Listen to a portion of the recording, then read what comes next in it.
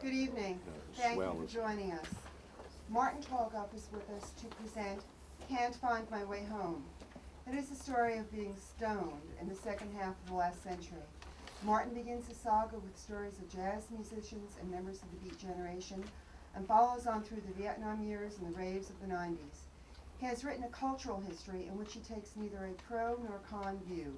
He leaves moralizations and or conclusions up to the reader. Martin Tolgoff has been a producer for CNN and a contributing editor for Interview. He is also a documentary filmmaker. Please welcome Laura.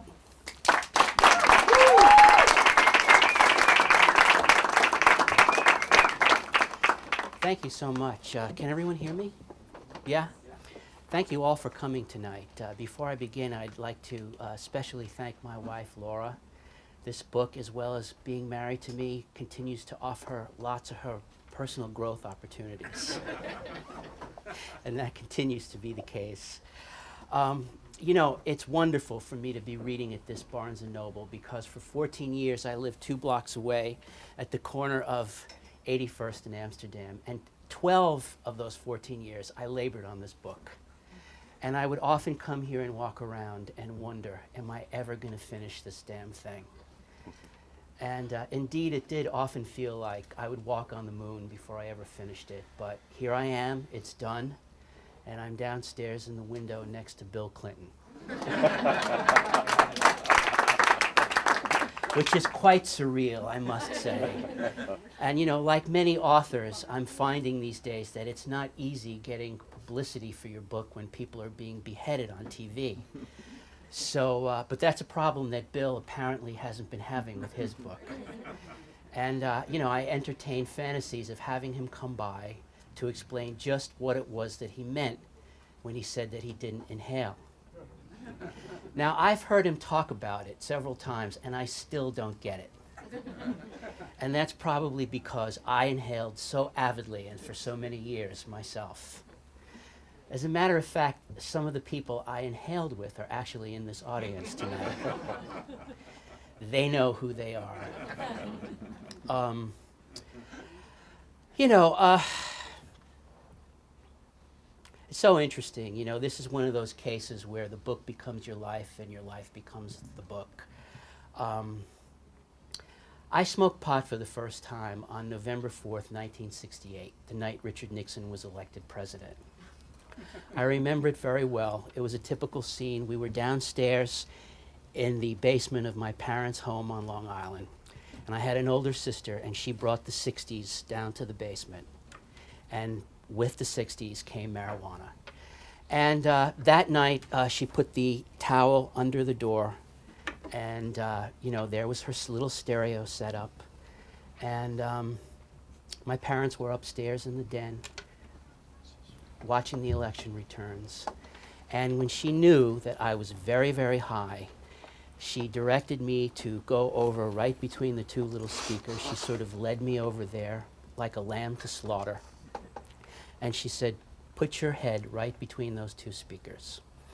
And she put on Blue Jay Way from the Magical Mystery Tour album. And that organ faded in. And there's a fog upon L.A. Oh! And I was like, you know, I believe at the time the expression we used was blowing the mind. And my mind was fully blown at that moment. I mean, it was very much like that famous passage in Kerouac's On the Road about fabulous Roman candles exploding like spiders against the stars. And that was the beginning of a run for me that lasted about 21 years, that ended with me crashing and burning at the age of 37. Now, I write about my experience in the first chapter of the book quite candidly, but I'd just like to say my experience is my experience. The overwhelming majority of people who used drugs during that time did not become addicts or alcoholics. I don't care what anybody says about it. That's the truth. But my experience is my experience, and I own it in the book. But in the aftermath of that, I found myself thinking that I had lived through something very significant. I had a tangled web of feelings about drugs. In some respects, I was aware that they had opened me in very important ways. In other respects, I was aware that they had damaged me. But above all else, I was aware that they had changed me. And I began thinking about how that might be true for my generation and for the culture at large. And I became very interested to write about it. And, at one time in this country, the 30s and at the end of the Second World War, only a tiny minority of people in this country used drugs. I mean, an unbelievably small sliver of the population. And by the late 70s, almost 1 in 4 Americans had. And I wanted to show how that happened. And the way that I decided that I was going to do it was to just follow the proliferation of drugs through the culture, through the decades, the different drugs and the different scenes that coalesced around the different drugs. Bebop, heroin, the Beat Generation, the psychedelic era, amphetamine in the New York underground during the 60s, the war in Vietnam, into the cocaine age, and then crack, recovery, and finally ecstasy in the rave culture of the 1990s. And that's what I set out to do, and I had no idea that I was setting out on a journey that was going to take the next 12 years of my life. There are a number of reasons why the book took so long to do, aside from my writer's madness. Number one, it's a challenging subject. History is history, and it's an all-absorbing thing, but drugs are unique in that they're multidisciplinary as a subject. You can't write about drugs without knowing about many different things: politics, the arts, pop culture, mass communications, sexuality, spirituality, medicine, psychopharmacology, law enforcement. It just goes on and on and on. So the research was very, very challenging and absorbing. And secondly, I knew I was going to have to assemble a huge cast of characters in order to properly tell this story. Some of the people I interviewed for the book are here tonight. I'm very, very grateful to them. And thirdly, there was the tone of the book. I wanted to write a book about drugs that did not take sides, that did not moralize, sensationalize, demonize, romanticize. I just wanted to tell it like it was, if through people's experience, and let the reader draw their own conclusions. If there's any thesis in this book, it's that because we live in a society where drug culture was really never supposed to happen in the first place, where the stated goal of our national drug policy is a drug-free America, we don't really speak honestly about drugs for the most part in public forums and oftentimes right in our own homes. And I think that we pay a price for it. There's an enormous amount of wisdom and information that's accrued now over generations that does not get passed on. My feeling, my belief, is that in the end, that's the best possible drug education that we can possibly provide, is that kind of honesty. And my aspiration for the book was always that it would promote a discourse, an honest discourse about drugs, and that's what I hope happens here tonight. But first, I'd like to read just a couple of passages that I've prepared. They're both about women, two different experiences of women. And I did that because I love writing about women. And what's up with that? It's probably because I love women. They fascinate me. Let me just set the scene for the first one. It takes place in June of 1968 at the Monterey Pop Festival. What's happening in the society is that previous January there was an event in San Francisco called The First Human Being. 30,000 people in Golden Gate Park tripping their brains out. Images from this event went out all over the world, and what people saw was this gorgeous tableau. It was a biblical spectacle, people dancing and twirling like enraptured angels. And the message was a powerful one, and what the message was: Vietnam is burning, American cities are burning, But here in San Francisco, a new American Shangri-La is being born. Now, the media picked up on this story, and what went out was, what was so irresistible to them were these kids. A generation of kids that was presumably rejecting the conventional American dream to reach for a psychedelic version of it. And one of these kids was an 18-year-old girl from Encino by the name of Dawn Reynolds. And she arrives at the Monterey Pop Festival pregnant. Now, Dawn was an excellent example of how the psychedelic revolution moved hand in hand with the sexual revolution. What had happened to her was she had been up at a party in Topanga Canyon, and she had taken some acid, and she ended up down on Zuma Beach with these two guys, and one thing led to another, and they ended up making love in the surf. So she has this little dilemma. She's pregnant, but she doesn't know who the real father of the child is. Moreover, she doesn't particularly want either of these two guys as the father of the child. So she decides that she's going to come to the festival, and if she sees the man, she's going to pick him at the festival. And this is called Monterey Purple. For Dawn Reynolds, the high point came on Sunday, the final night of the festival. Moderation was in order because of the pregnancy. She had decided to take acid only once and had kept the little pill in her pocket all weekend long. While she had so far failed to recognize the man she might select as the father of her baby, she knew the moment to take acid had arrived just as the sun was going down. The sky seemed huge and timeless, and there was something about the primeval, untamed smell of trees, ocean, rock, and stream and earth. She placed the pill on the tip of her tongue, where it rested like a little purple pearl, and she swallowed. The Who were playing their final song, My Generation, when the acid really started coming on. The drumsticks that Keith Moon was twirling and throwing up into the air suddenly turned into rainbow pinwheels in the stage lights. When the smoke bomb went off and the microphone came flying out of Roger Daltrey's hand to break the bass drum, she saw the whole thing in time-lapse traces across her field of vision that repeated like a loop of visual feedback.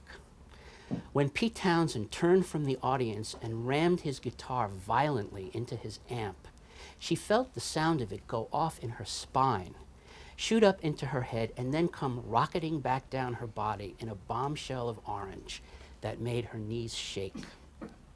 Smoke was belching from the destroyed amplifiers, and Keith Moon then kicked his drums all over the stage in an act of lunatic slaughter that frightened her. Townsend picked up his shattered guitar and began smashing it furiously down on the stage. And then, when there was nothing left to destroy, they all just walked off. After so much music, love, and flowers, she felt benumbed, thunderstruck by this psychedelic Götterdämmerung. Her heart was up in her throat, like someone had pulled the rug out from underneath her, and she was free falling through the air. The people around her were reeling too. This guy next to her was grinning crazily, muttering, "Too much, too much." When he turned and handed her the second pill, his face was sprouting little tufts of brown fur. As she swallowed it, he was morphing into a cunning little fox. Waiting backstage to play the most important set of his life, Jimi Hendrix had also swallowed 2 hits of Monterey Purple.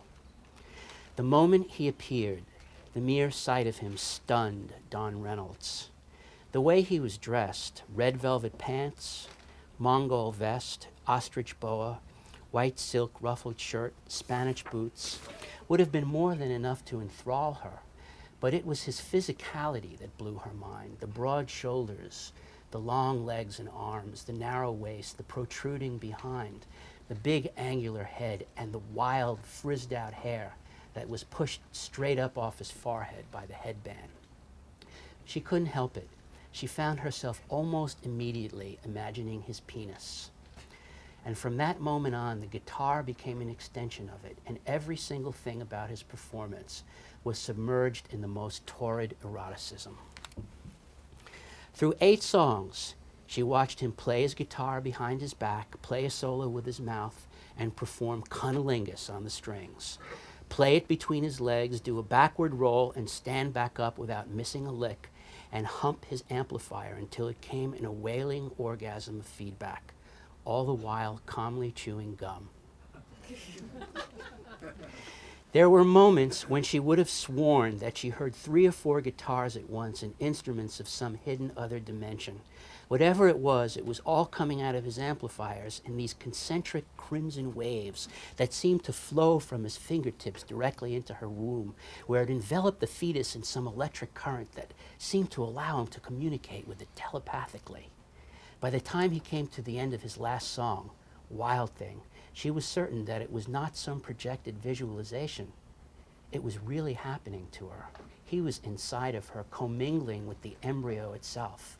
And when he dropped to his knees and squirted the lighter fluid on the guitar, she could only watch in spellbound wonder. Tossing a match, he coaxed the flames higher and higher like some voodoo medicine man. And then he picked up his guitar and swung it like an axe, smashing it until it was nothing but shattered kindling. Tears were running down her cheeks at the strange beauty of it. She had felt somehow violated by the demolition of The Who, but Hendrix had made love to her and had then torched the thing most dear to him, the very instrument of his love. And in a flash, the knowledge came to her. They were living in a time when things would be sacrificed to the fire in order for something else to be born. Shiva would do his dance, and what would emerge would be a new golden age. The Mamas and the Papas closed out the festival, but it was as if they weren't even there. Dawn was thinking about where to go next, and the answer was as obvious as a song on the radio.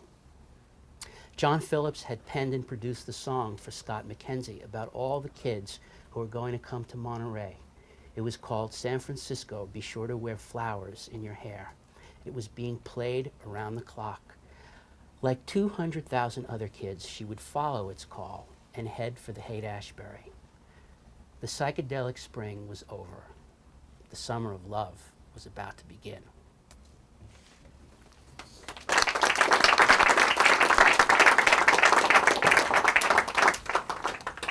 Forgot my water. Thank you. You know, one of the really fascinating parts of this book was following people through the course of time and seeing what really happened to them. And what happened to Dawn is really interesting. She did go to the Haight-Ashbury, and she had a massive bummer on a drug called STP. She hallucinated the end of the world, and she ended up in the emergency room being shot up with Thorazine. She recovered. She had a healthy child. She went to Esalen. She became a member of the Human Potential Movement, and today she's a very successful macrobiotic nutritionist. Here's to the 60s, folks. Okay, so what you had at the end of the 60s was a mass commercial drug culture flourishing. 10 million people had taken LSD. Between 20 and 30 million people were smoking pot. And my friends, that's a lot of marijuana going up in smoke. And it was coming in from everywhere. Mexico, the Jamaica of the Rastafarians, Thailand, Colombia, Hawaii, and from up in California, Northern California, Humboldt County, this new strain called Sensimilla. But as the times change, so did the drugs. And cocaine begins coming in with great flash and fandango. The next big thing, the status symbol of the decade. Now, forget about what High Times magazine said about cocaine. It was Time magazine that was telling us that it wasn't addictive. At the time, there was a book that was very popular called Snowblind. Robert Sabag described it as being like flying to Paris for breakfast. And over the next 5 years, 20 million Americans would fly to Paris for breakfast. And many of us would want to make the flight over and over again. In 1978, a disco opened up on West 54th Street that would forever personify cocaine and its role in the popular imagination. And this is set there, and it's called Pagan Rome. Simply knowing that she was going to get in filled Susie Ryan with a kind of power. And the few lines of coke she snorted back in her apartment had only augmented the sensation. Just as she had finished putting on her makeup, she swallowed Aurora 714 with a healthy gulp of wine. Gloop. Now, as her cab drove into the floodlighted scene of limousines queuing up along West 54th Street, the quaalude was kicking in, and she began to feel that familiar tingling of lips, fingers, and tongue.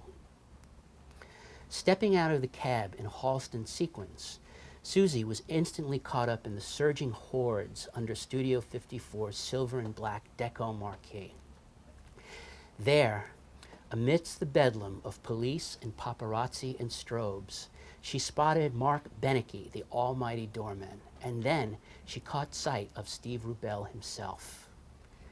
Rubell had a bent little smile on his face as people screamed his name, desperately seeking entry into this decadent disco fantasy land.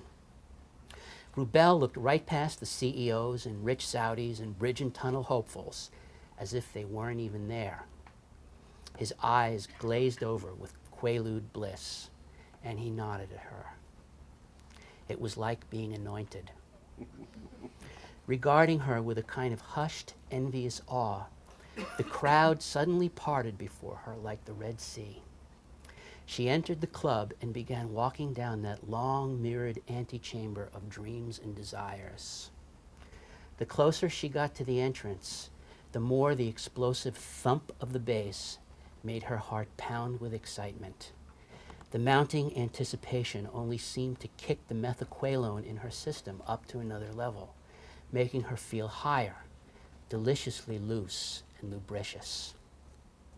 Susie Ryan was a young and very beautiful girl, an ex-homecoming queen, as well as a straight-A student back in her hometown in Virginia, stunning enough to entertain notions of becoming a starlet, with an obsession for exactly the kind of rich and powerful and celebrated men she was certain to find inside.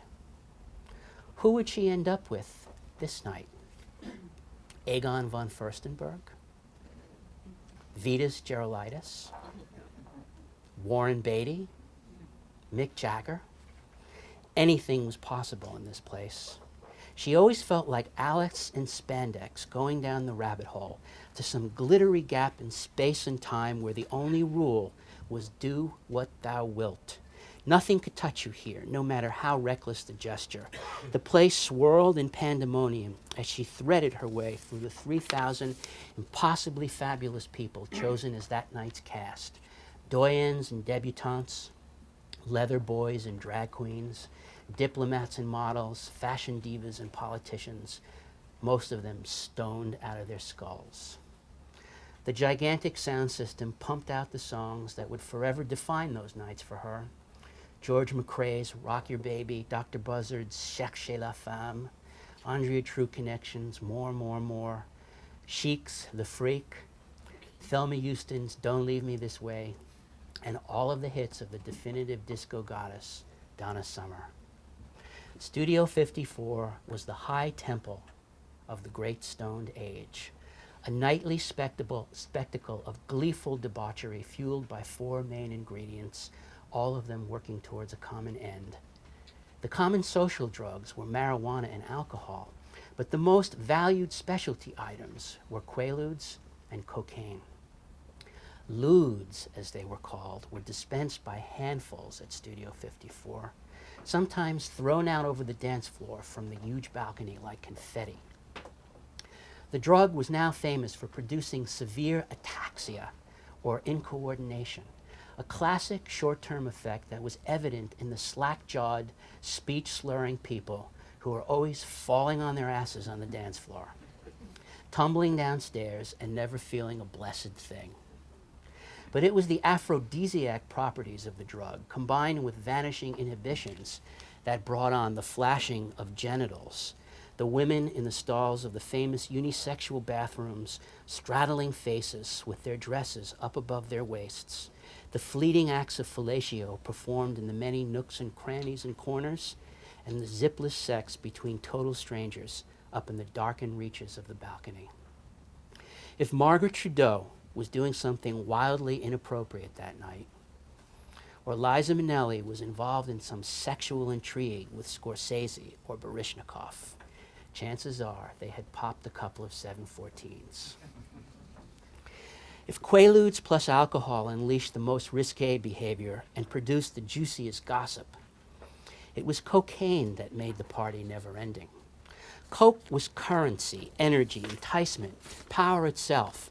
Silver packets were placed in the limousine that Steve Rubell and Ian Schrager sent to pick up their guests, and everyone wanted to gain admittance to the sanctum sanctorum of the basement, where the elite tooted up underneath the hissing steam pipes. Nothing enabled the frenetic pace of the nightlife more than Blow during the late 1970s, when people went out night after night until late in the morning and then somehow had to show up for jobs the next day. For Susie, the whole evening at studio became a game of connecting the dots from toot to toot. As the night wore on, she would reach the point where a drink or another half a lewd would put her too far over the line into wooziness, and she would then fixate on the need for a hit of Blow to blast her back up. Of course, then she would get a bit too wired and have to take the edge off. A hit of a joint, another vodka and cranberry, another half a lewd, half a lewd, half a lewd, half a lewd onward, forward the lewd brigade. Like the continual firing of pharmacological boosters and retro rockets in the synaptic space of her neurochemistry, until the energy built to the point where it would all fuse together. Lights, music, people, dancing. Images come back. It was late in the game, well into the morning. The air was bathing in a blizzard of glitter. People were leaping from the balcony to clutch onto that giant truss of lights that would slowly descend onto the floor, where Calvin Klein was twirling Bianca Jagger. The anthem of this moment of utterly abandoned fabulousness was usually Donna Summer's The Last Dance.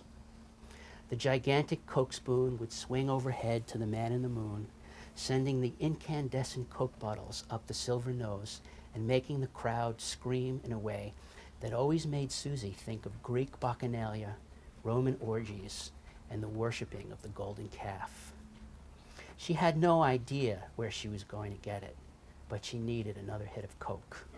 Just one more hit would make it all perfect. She would do anything to get it, so she headed up into the balcony, and that was where she saw Richard for the first time, sitting with his Gucci attaché case that contained every exotic psychoactive substance known to man.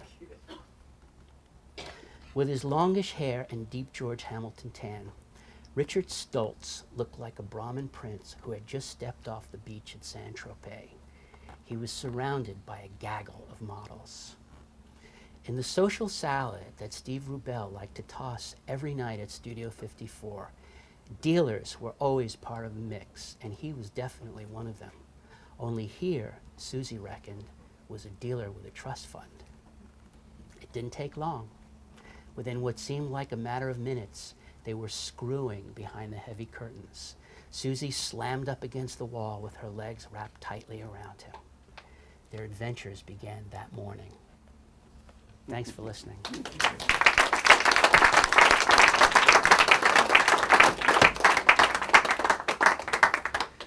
Anybody got anything to say?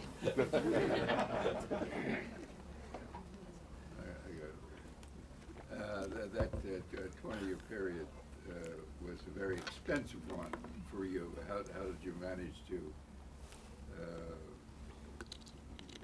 cost-wise, Survive it?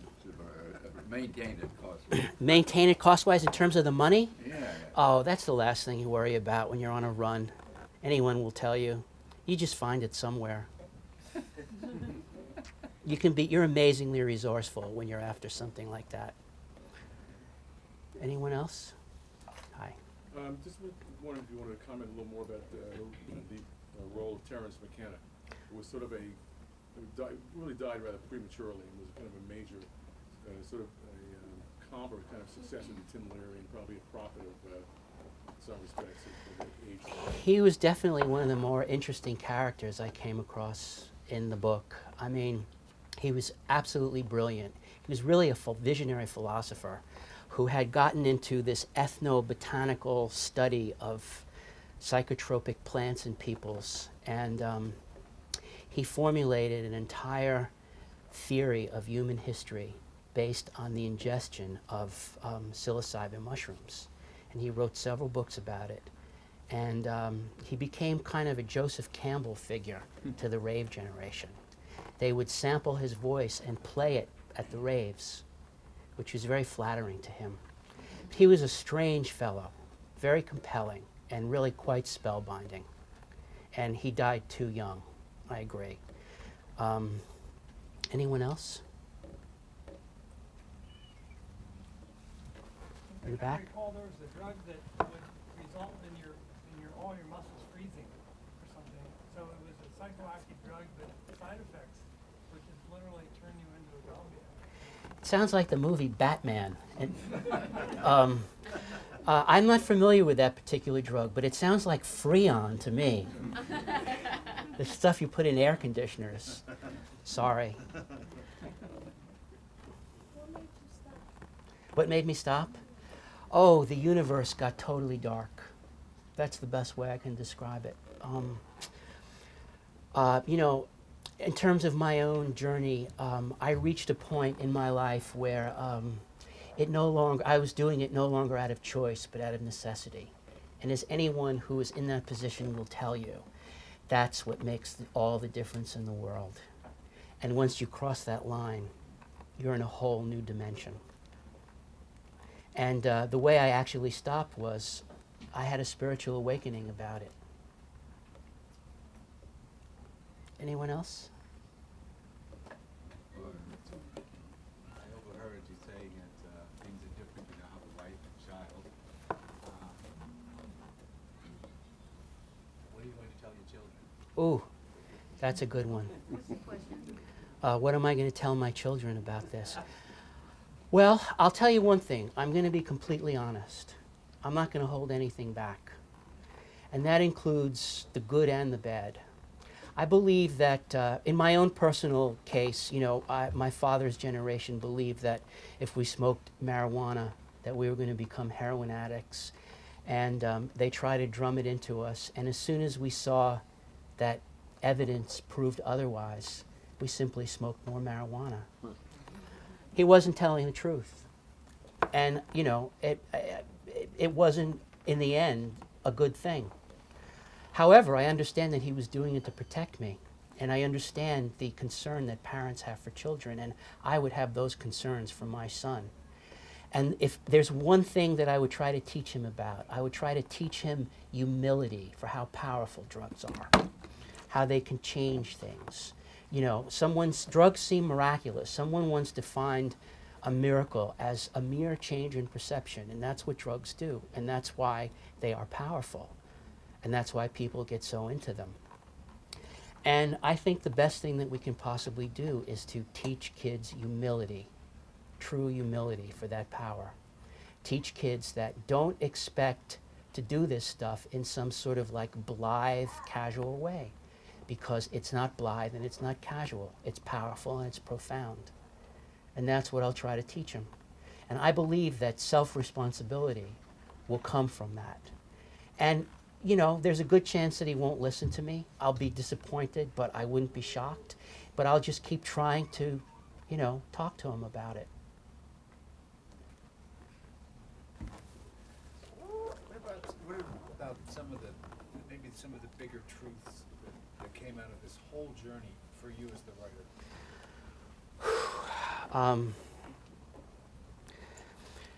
Well, there was the journey of the subject, and then there was the journey of producing the book. And they completely blended after a while because the book took so long to do. And, you know, ironically, the whole doing of the book spanned pretty much the length of my recovery from drugs and alcohol. So I'm I'm sort of coming up on 15 years, and I've been working on the book for 12. So, you know, the saying, more shall be revealed, applies very well to my experience of doing this book. I came to an understanding of what it meant for me as the writer of the book. I began to understand that it was about the doing of it more than anything else, and that was really about the truth. And I tried to explain some of the truths for me of really what I was after when I tried to do this book.